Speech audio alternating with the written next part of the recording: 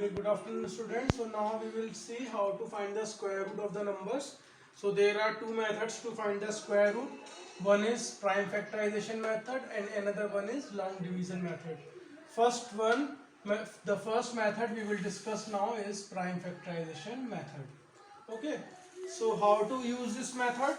Now suppose a number is there 3969, then what we have to do? We have to do the prime factorization of this number. This you have already done in the previous classes. So if you see carefully, this number is not divisible by 2, but this number is divisible by 3. So we will keep dividing it like this, that you already knew now. Okay, these will be the steps. Now you will write the number like this, square. This is the sign of square root. Okay, this is the sign of square root. This is the sign.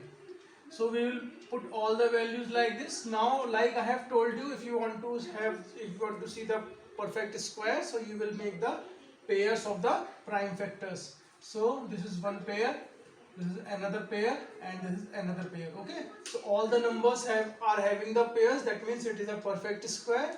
Now we will bring each number from each pair. That is 3 from here, then one more 3 from here, and 7 from here. Then we will multiply it. So you will get the answer as 63.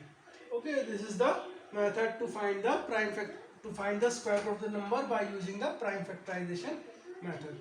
Okay, let's discuss one more question. Suppose one more question is there. We have to find the square root of 5184. Again we will do the prime factorization like this. You will do.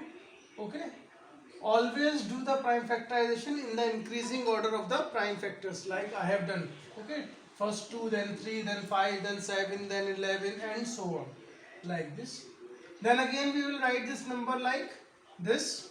Now you see, one pair, two pair, then 3, then 4, then 5. Okay, 5 pairs are there. That means it is a perfect square. None of the prime factor is left without the pair. So you will bring every prime factor from each pair like this I have brought.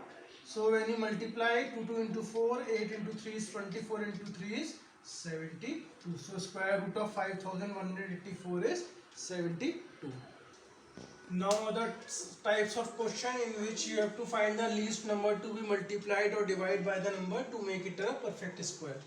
Suppose a number is here with me 6125, and I have to find the least number to be multiplied to make it a perfect square. Okay, so first step will be, first I will do the prime factorization of this number. So this will be its prime factorization.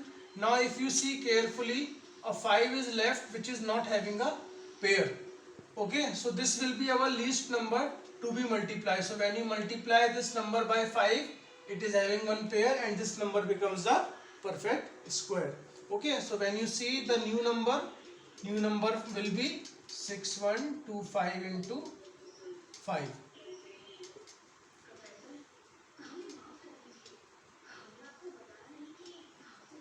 Okay, like this.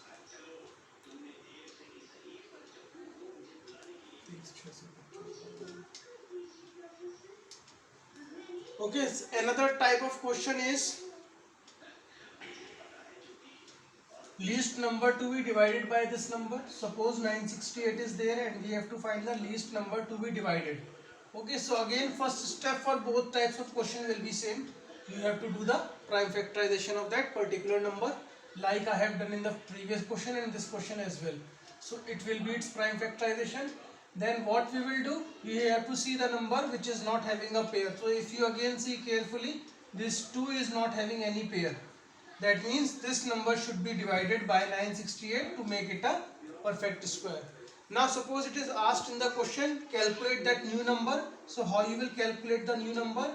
That 968 divided by 2, because this number should be divided. So this will be your new number.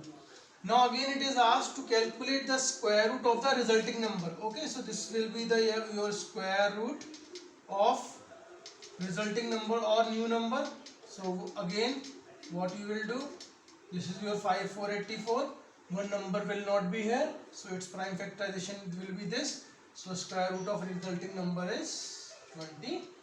Okay, like this you can solve the problems related to least number to be multiplied or least number to be divided. Do the prime factorization. If any prime factor is not having the pair, then that number should be multiplied or divided according to the question.